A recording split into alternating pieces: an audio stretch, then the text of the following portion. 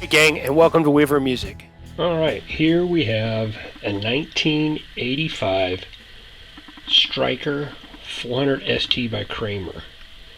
This thing is atrocious. So we're going to go ahead and do our next rebuild on this. As you can tell, this thing here has not lived a good life.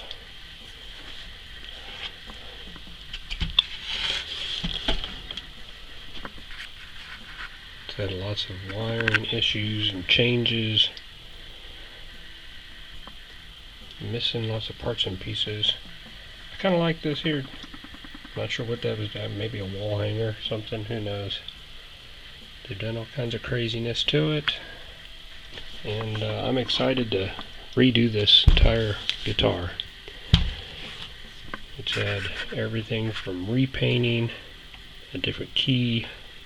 I started a little bit to see what it was like. It looked like it was black once upon a time.